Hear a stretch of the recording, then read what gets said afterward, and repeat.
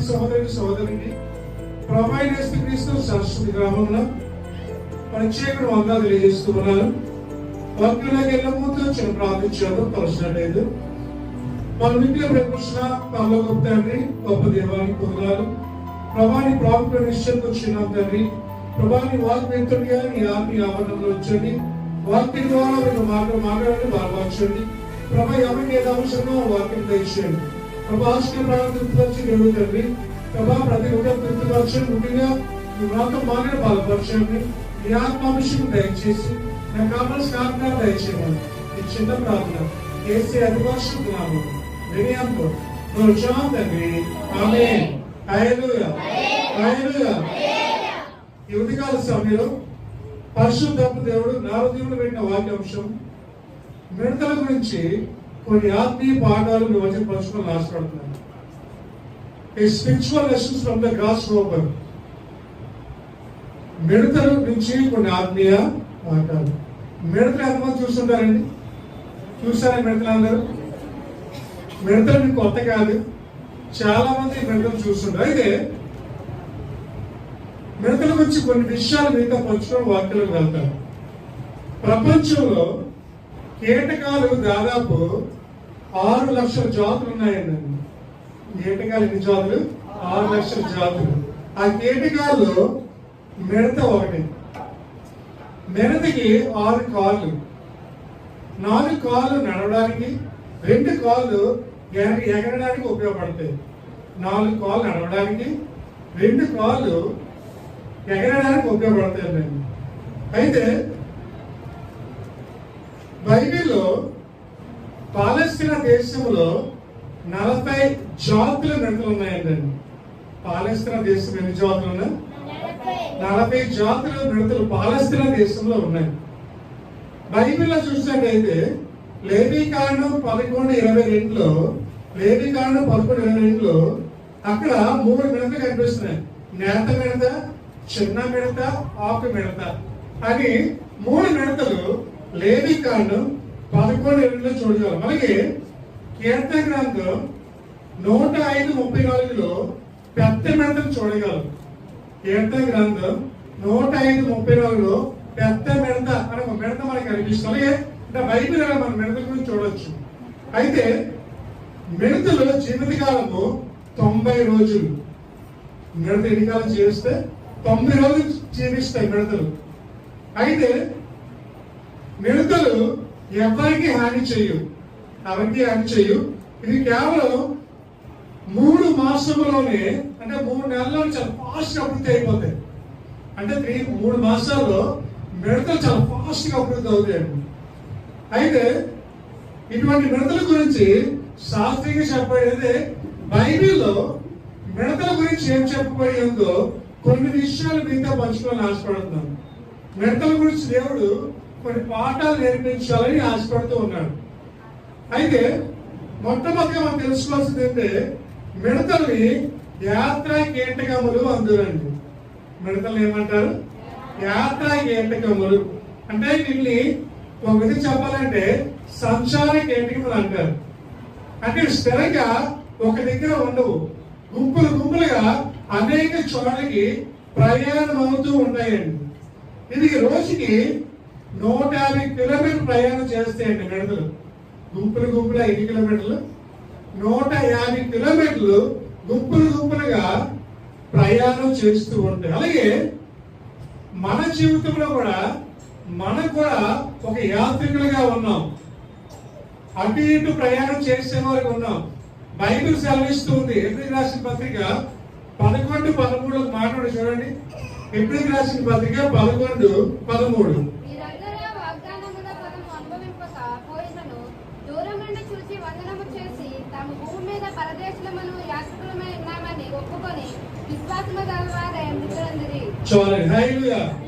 దూరం నుంచి వందనములు చెప్పుకుంటూ మనం యాత్రికులమై ఉన్నామని గుర్తించాలి అంటున్నాడు. హల్లెలూయా. మనం యాత్రికులు మాత్రమే. గెస్ట్ కి వచ్చాం, గెస్ట్ కి వెళ్ళిపోతాం. కీర్తన అన్న ప్రకారంగా 70 సంవత్సరములు అధిక బలం ఉంటే 80 సంవత్సరములు, అది ఆయాసము దుఃఖమే, త్వరగా ఎగిరిపోతాము అని వాక్యం సెలవిస్తుంది. కుమారుడు ఎవరు కూడా శాశ్వతంగా లోపల ఉన్నాం. దేవుడు అన్నాడు, మీరు పరదేశులు మాత్రమే, యాత్రికులు మాత్రమే, ప్రయాణికులు మాత్రమే. మిడతలా మనం కూడా ప్రయాణం చేయవలసిందే. ఈ లోకంలో తెల్లవారు లేస్తాం, ఏదో ఒక ఊరు ప్రయాణం అవుతూ ఉంటాం, ఏదో ప్రదేశంలో ప్రయాణం అవుతూ ఉంటాం, ఉద్యోగ నిమిత్తం ప్రయాణం అవుతూ ఉంటాం. లాస్ట్కి పరలోకానికి ప్రయాణం అయిపోతాం. కొద్ది కాలమే జీవిస్తాం, ఎక్కువ కాలం బ్రతకవండి. ఇంతలో కనబడి అంతలో మాయమైపోయి ఆవిరి వంటి వారు మనం, గడ్డి పువ్వు వంటి వారు.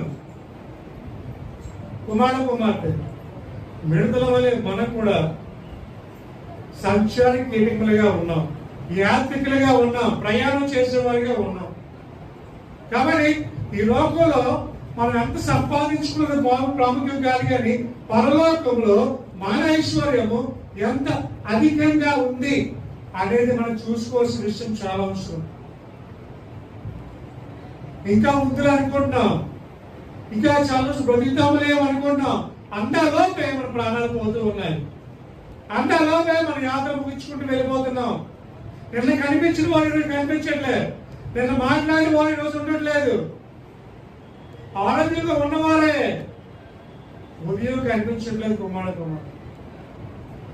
మన జీవితము యాత్రికులుగా ఉన్నాం, ప్రయాణికులుగా ఉన్నాం. ఎప్పుడు వెళ్ళిపోతే కూడా మనకి తెలియదు. కుమారుడు ఒకసారి ఆల్బర్ట్ ఐన్స్టైన్ అని ఒక శాస్త్రవేత్త, మీకు తెలుసు, ఆల్బర్ట్ ఐన్స్టైన్ గొప్ప శాస్త్రవేత్త. ఆయన ఒక ఇంటికి వెళ్ళాడంటే అండి. ఎవరింటికి వెళ్ళాడు? ఒక ఇంటికి వెళ్తే ఆ ఇంట్లో మంచాలు లేవు, కుర్చీలు లేవు, ఏమీ లేవు. చాప ఒక్కటి మాత్రమే ఉంది. ఏముంది? ఆ ఇంట్లో చాప ఒకటే ఉంది, ఏమీ లేవు ఆ వ్యక్తికి. అయ్యగారు అన్నారంట, సైంటిస్ట్, ఇదేంటండి మీ ఇంట్లో చాప ఒకటే ఉంది, కలిసి కుర్చీ కూడా లేదేంటి అన్నాడంట. వెంటనే ఆ వ్యక్తారంట ఆల్బర్ట్ ఐన్స్టైన్ తో, నువ్వేం పట్టాలేదేంటి అన్నాడంట. నేను వేరే ఊరి నుంచి వచ్చాను, అందుకే రాలేదు అన్నాడంట. నేను కూడా వేరే ఊరి నుంచి వచ్చాను, అందుకని నేను కూడా ఏం తెచ్చుకోలేదు. నువ్వు ఎలాగైతే మీ ఇంటికి వెళ్ళిపోతావో ఒకదాన్ని నేను కూడా వేరే ఇంటికి వెళ్ళిపోతాను, కాబట్టి ఎంతలో దానికి వస్తువులు కొనుక్కోవడం ఎందుకు అన్నాడంట. మనం అంటాం అలాగా, కొన్న కొద్ది కాలమైన ఇల్లంతా నిండిపోవాలి వస్తుంది. కొనుక్కోవడం మంచిదే కాదంటే, కానీ మనం గమనించాల్సి ఒకటే, మనం యాత్రికులు మాత్రమే. గెస్ట్ లాగా వచ్చాం, గెస్ట్ లాగా వెళ్ళిపోతాం. ఇంతో దాంట్లో మనకి కోప, ద్వేషాలు, పగలు, కక్షలు ఉన్నది కొద్ది కాలంలో. మళ్ళీ బ్రతికినంత కాలం సంతోషంగా బ్రతకాలి, సంతోషంగా మన యాత్రని ముగించాలి. కాబట్టి మొట్టమొదటిగా మిడతల నుంచి నేర్చుకోవాల్సిన పాఠం ఏంటంటే మనం యాత్రికులు. రెండోదిగా చూసినట్టయితే మిడతలు ఐక్యతతో గుంపులుగా వెళ్తాయంటండి. కలిగి వెళ్తాయి, ఒక తండ్రిగా వెళ్ళిపోతాయి. ఇక గుంపుగా ప్రయాణం చేస్తూ సరే. న్యాయాధిపతులు 6:3 వచ్చింది. న్యాయాధిపతులు 6:3. న్యాయాధిపతులు 6:3 వచ్చింది.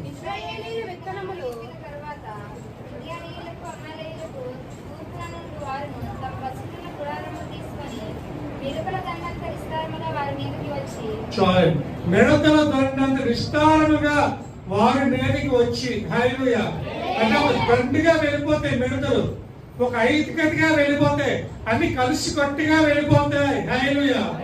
ఈ మధ్యన మిడతలతో కలకలం సృష్టించిందండి. నాకు తెలుసండి, ఇది చూపే స్క్రీన్ మీద. ఇది అనంతపురంలో జరిగిన సంఘటన. అనంతపురంలో దండుగా వెళ్ళి పంటను నాశనం చేసేయండి. అంటే ఐక్యతగా ఉంటే ఏదైనా సాధించవచ్చు అనేది సాధిస్తుంది మిడతలు. ఆ మధ్య హర్యానాలో కూడా, పంజాబ్ లో కూడా మిడతలతో వెళ్ళే కుమార్తె. మిడతలకు ఉన్న ఐక్యత మనలో ఉండాలి. మనం ఏదైనా సాధించాలంటే ఐక్యతగా ఉండాలి, కలిసి కట్టుగా ఉండాలి. కానీ మనలో ఏముంటలేదండి, ఐక్యత కోల్పోతూ ఉన్నాం. సంఘముల ఐక్యత, కుటుంబముల ఐక్యత, బంధువుల మధ్య ఐక్యత, దేశాల మధ్య ఐక్యత, రాష్ట్రాల మధ్య ఐక్యత. ఈ మధ్య మనం టీవీలో చూస్తున్నాం, బాదుకుంటున్నారు ఒకరొకరు, వాళ్ళకి ఐక్యత లేదు. అంటే మనుషుల మధ్య ఐక్యత కోల్పోతుంది. సాతాను ఏం చేస్తుందంటే ఐక్యతగా ఉండమని విడగొట్టే ప్రయత్నం చేస్తుంది.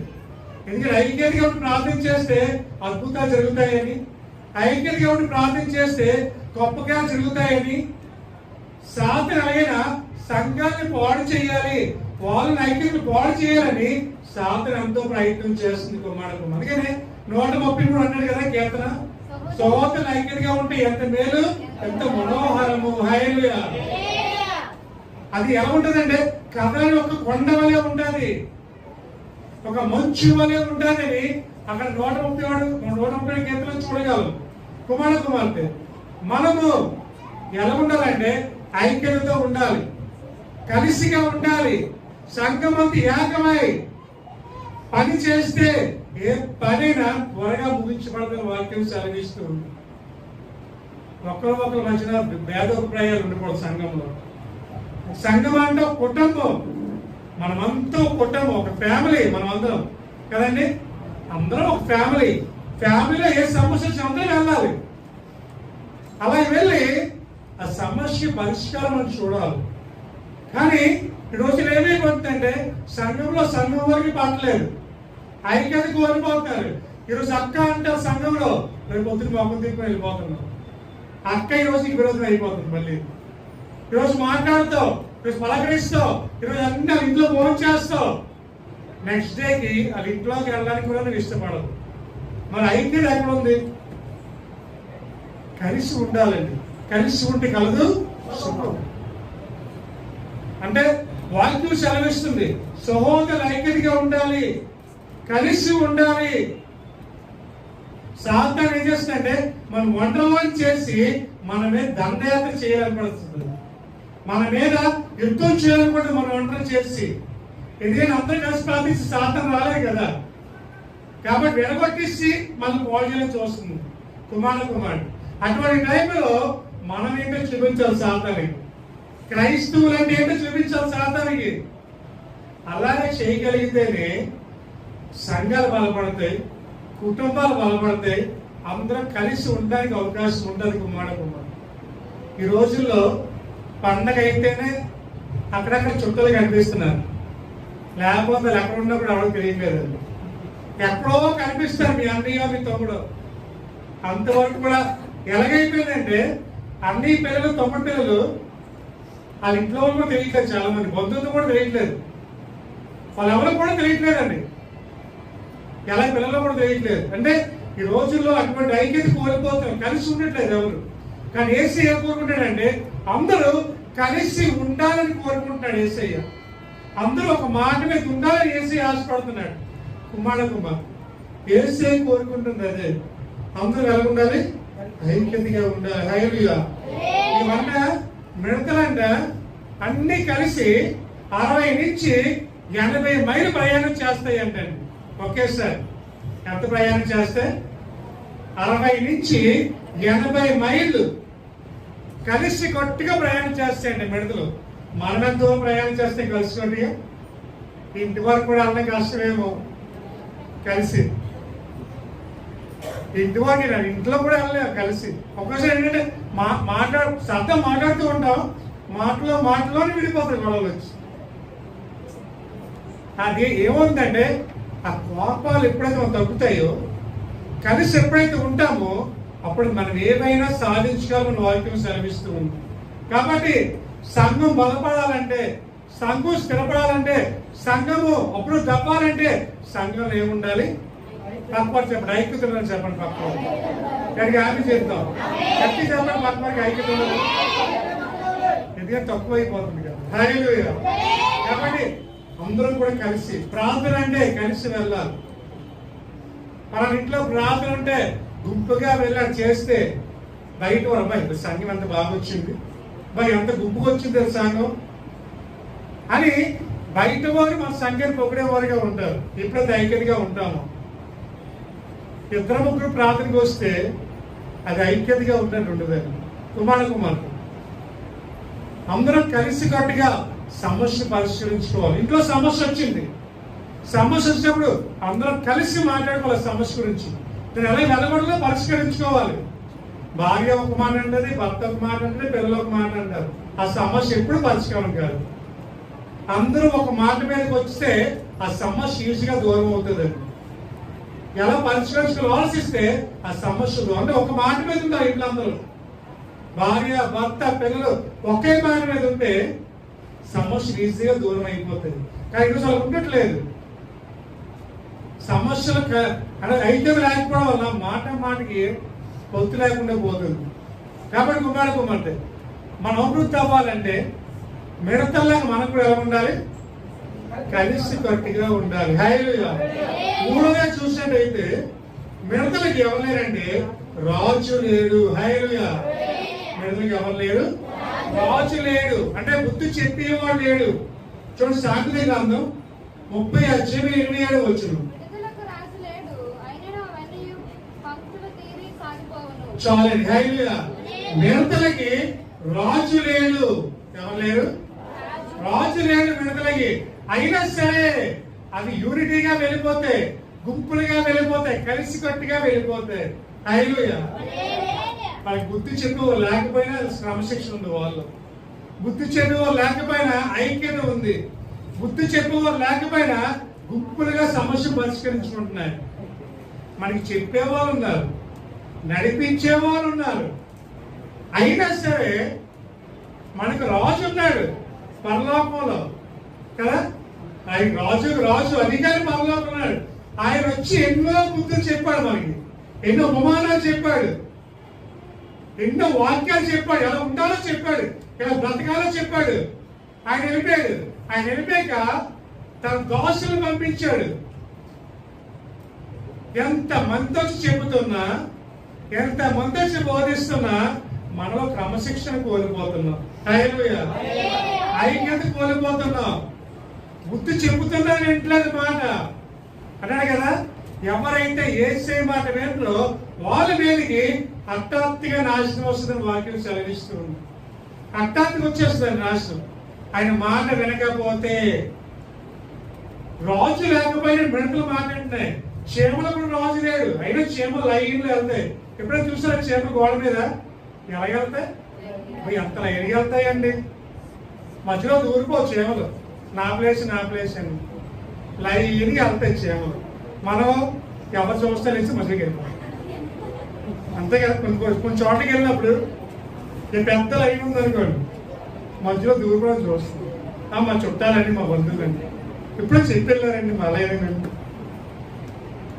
అంటే బుద్ధి చెప్పేవారు ఉన్నా సరే, క్రమశిక్షణలో పెట్టేవారు ఉన్నా సరే, మనం క్రమశిక్షణ లేకుండా నడుస్తూ ఉన్నాం. రాకడ సమయంలో ఉన్నాం మనం గుర్తుపెట్టుకోవాలి. We are living in the ending days. He is coming soon. ఈ టైంలో క్రమశిక్షణ లేకపోతే పరలోకం చేరుకోలేము. మనలో క్రమశిక్షణ ఉండాలి. చెప్తే మాట వినాలి. అయ్యగా చెప్పినా, దేవుడు చెప్పినా, ఎవరు చెప్పినా మనం పాటించాలి. రమ్మన్నప్పుడు రావాలి, చేయాలన్నప్పుడు చేయాలి. ఇప్పుడు ఈ మిడతలన్నింటికి ఎవరు చెప్పుకుంటారు రమ్మని? రాజు లేని ఇంకో చెప్తారు. కానీ అవన్నీ వచ్చాయి సమస్య వచ్చినప్పుడు, టైంకి వచ్చాయి. ఒకేసారి గుంపులుగా వెళ్తాయంటే టైంకి వచ్చినట్టు కదా అవన్నీ.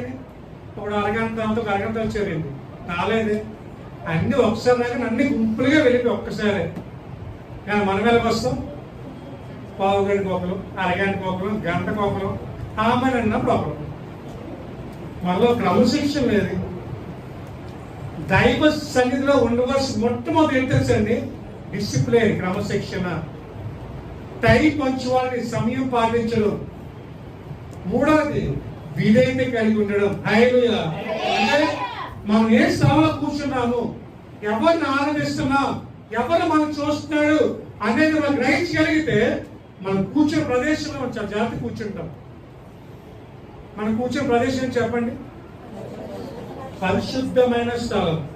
ఇది పరిశుద్ధ ప్రదేశం. ఇది ఎలా పడితే అలా కూర్చోకూడదు, అనాలోచన ఉండకూడదు. దేవుడు మనల్ని పరిశీలిస్తున్నాడు, పరిశోధిస్తున్నాడు అనేది మనం ఎప్పుడు చూసుకోవాలి. ప్రతి ఒక్కరి మీద కొందృష్టి ఉంది. మన మీద ఇంకా ఎక్కువ ఉంటుంది, ఎందుకంటే మనం కుమారులు కుమార్తెలం కదా. మళ్ళీ ఇంకా ఎక్కువ చూస్తాడు యేసయ్య. ఆయనంట మనం ఎలా చూస్తాడు చెప్పండి? ఆయన కుడికాడు, ఆయన పడుకోకుండా చూస్తాడు. మనం చూస్తారా? మనమైనా పడుకుంటామేమో కానీ యేసయ్య పడుకోడు. సీసీ కెమెరా నుంచి తప్పించుకోవచ్చు నువ్వు, కానీ దేవుడి నుంచి తప్పించుకోలేదు. సీసీ కెమెరా తెలుసు కదా, కొన్ని చర్చిలో సీసీ కెమెరాలు ఉన్నాయి. నాకు తెలిసిన చర్చిలో సీసీ కెమెరాలో ఎవరైనా కూర్చున్నారో పాస్టర్ గారు కెమెరాలో చూస్తారండి. ఎలా ఉన్నారు ఏంటి, ఎవరైనా కూర్చున్నారు, ఎవరైనా మాట్లాడుతున్నారు, గంటలు అంటారు, వింటున్నారా? ఉన్నాయి మా ఇంట్లో చర్చిలో కానీ ఏసే సీసీ కెమెరా కావాలా? ఏసే అందరినీ చూడగలరు. నువ్వే ప్రదేశంలో ఉన్నా తొలగపోలు వేసుకొని కూర్చున్నా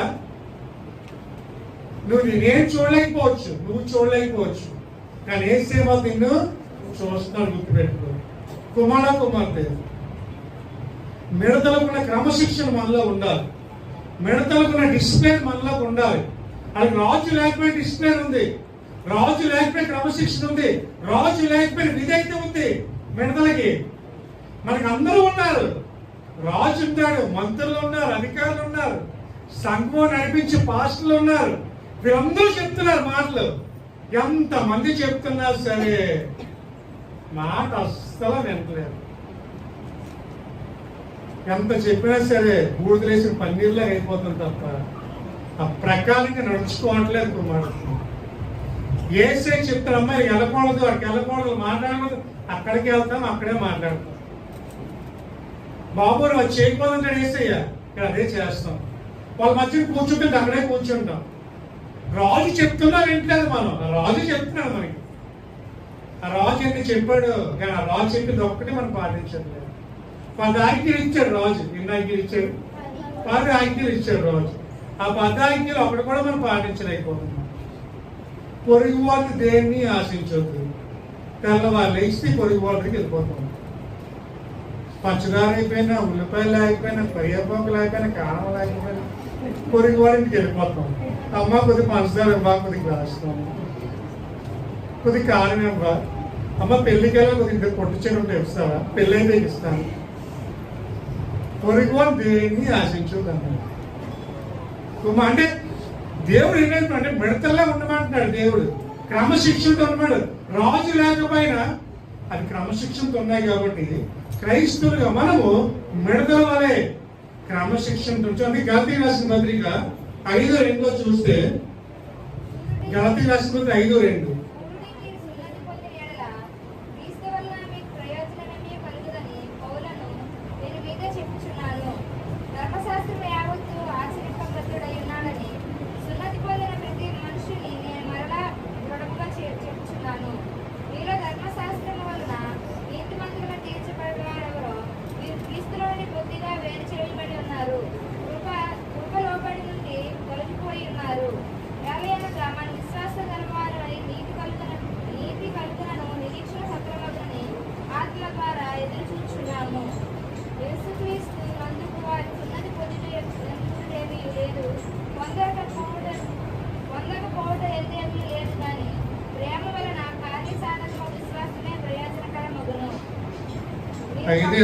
కలిపి ఆత్మననుసరించి క్రమంగా నడుచుకుందాము. ఒకరినొకరు వివాదమునకు రేపకయు, ఒకరి యందు ఒకరు అసూయ పడకయు, వృధాగా అతిశయ పడకయు ఉండము. చూడండి, హల్లెలూయా. ఏనాడు క్రమము తప్పకుండా నడుచుకొనిచ్చు. హల్లెలూయా. అండర్లైన్ చేసుకోండి. క్రమము తప్పకుండా నడుచుకొనిచ్చు. ఒకరి పాటు మనం మర్యాదగా ఉంటూ, ఒకరితో ఒకరు చక్కగా కలిసి ఉంటూ మన యాత్రని కొనసాగించాలని అపోస్తలుడైన పౌలు గలతీ సంఘం రాస్తూ చెప్తున్నమాట. హల్లెలూయా. మనం ఎలా ఉండాలంటే క్రమశిక్షణతో ఉండాలి. క్రమముగా నడుచుకుంటూ, ఎలా మిడతల వలె. మిడత ఎలాగైతే గుంపుగా క్రమశిక్షణలో వెళ్తున్నాయో, రాజు లేకపోయినా మనకు కూడా మిడతల్లాగా క్రమశిక్షణ ముందుకి కొనసాగాలి. హల్లెలూయా. కుమారుడు. కాబట్టి ఈరోజు మిడతల పడి దేవుడితో మాట్లాడుతున్నాడు. మిడతలకున్న ఆ 3 లక్షణాలు మనకు ఉండాలి.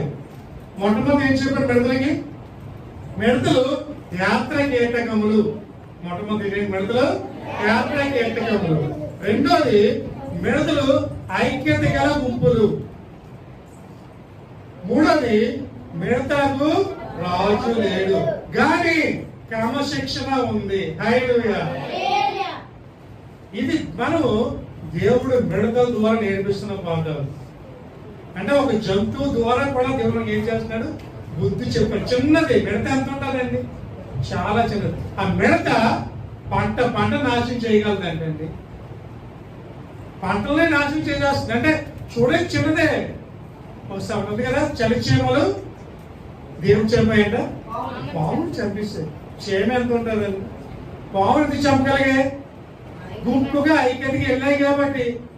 ఒక చీమకి చంపలేదే, ఒక చీమ చంపగలిగే. చలి చీమలు గుంపుకి వెళ్ళాయి కాబట్టి పాములు చంపగలిగాయి.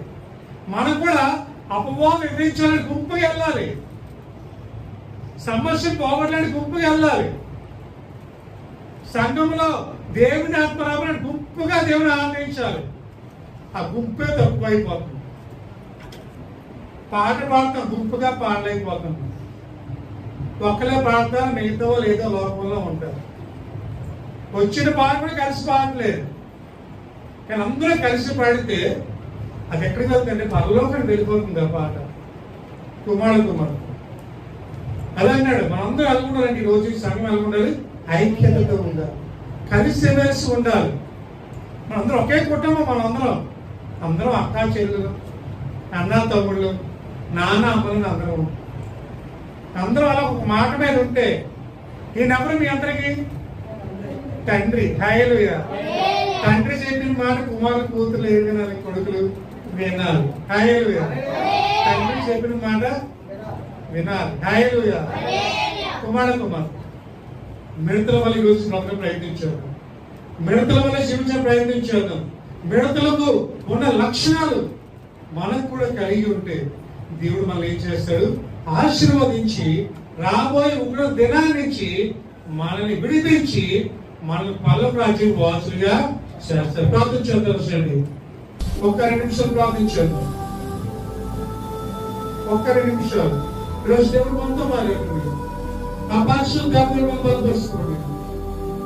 దేవుడు ఈరోజు ఒక చిన్న జీవుడి పట్ల మాట్లాడుతున్నాడు, మిడతల గురించి మాట్లాడుతున్నాడు.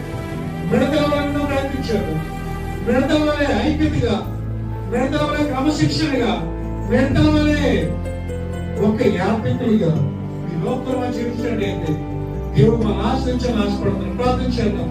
ఒక్క 2 నిమిషాలు. మనం ఎలా బ్రతుకుతున్నాం ఈ లోకంలో, ఎలా జీవిస్తున్నాం, మన యాత్ర ఎలా కొనసాగిస్తున్నాం ఈ లోకంలో. ఎంతలో కలబడి అంతలో మాయమైపోయి ఈ లోక యాత్రలో మనం ఏ విధంగా జీవిస్తున్నామో దేవుడు మాట్లాడుతున్నాడు. అందరూ ఐక్యంగా ఉంటే దేవుడు మన సమస్య దూరం చేస్తాడు. క్రమశిక్షణతో ఉంటే దేవుడు మన దూరం చేస్తాడు. మన క్రమశిక్షణ మనకు ఉండాలి. మనకు రాజు లేకపోయినా అదంతా క్రమశిక్షణగా ఉన్నాయి. మనం కూడా అక్కడి క్రమశిక్షణగా ఉంటే దేవుడు మన ఆశ్రయించడం కాకుండా బహుగా అభివృద్ధి చేస్తూ మాట్లాడుతున్నాడు. ఈరోజు దేవుడు మీతో మాట్లాడుతుంది.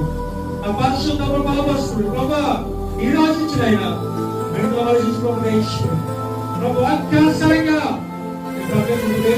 ప్రార్థించాడు. పరిశుద్ధులని వేలాది దూతలతో భక్తులతో పుణ్యపరిచిన ఏసయానికి కుదరాలండి. ప్రభా ఈ రోజునైనా మిడతల పట్టిన వాక్యాన్ని బోధించున్నావు, దాన్ని బట్టి కుదరాలు. ప్రభా మిడతల వల్లే ప్రభా మేము కూడా యాత్రికులమే మాత్రం ప్రభా, మిడతల వల్లే ప్రభా వైద్యులు ప్రభు దయచేయండి. మిడతల వల్లే ప్రభా క్రమశిక్షణతో ప్రభా వాచులైనప్పటికీ ఆ క్రమశిక్షణతో ఉన్నాయి. మేము కూడా ఒక క్రమశిక్షణతో మా జీవితాన్ని కొనసాగి ప్రభు దయచేయండి. ప్రభా ఈ రోజునైనా వాక్య ద్వారా మాట్లాడేవాడిని పొందాను. ప్రభా మిడతల నుంచి ఎన్నో ఆత్మీయ పాఠాలు నేర్పించుకోండి. ప్రభా మిడతల వల్ల ఈ రోజు జీవించడానికి వాక్యానుసరిగా మా జీవితాన్ని కొనసాగించడానికి మా ప్రభు దయచేయండి. ప్రభా ఈ రోజునైనా ఎంతమంది దగ్గర మాట్లాడారు, ఎంతమందితో బలపరిచారు ప్రభా, వారి జీవితాల ప్రభుత్వం కార్యం జరిగించుకోండి. వారి జీవితాల ప్రభా ఐక్యత ఇచ్చేయండి, నెమ్మది ఇచ్చేయండి, శాంతిగా ఇచ్చేయండి. ఏ కుటుంబంలో ఐక్యత లేదు, ఏ కుటుంబంలో అయితే శాంతి సమాధానం లేదు, ఆ కుటుంబంలో ఈ రోజు మనకి అధికారంతో ఐక్యత, శాంతి సమాధానం ప్రవేశిస్తాం ప్రభా. కార్యం జరిగించాను ప్రభా. ఈ వాక్యం తండ్రి మంచిగా పండుగ తెమ్మలేదు 30 వంతులుగా 50 వంతులుగా 100 వంతులుగా పాలింపచేసి వాక్యాలను చేయమని బలపరచము. ఈ చిన్న ప్రార్థన ప్రభు అతి పరిశుద్ధ వినయంతో ప్రతిమారి అడిగినాము తండ్రి. ఆమేన్.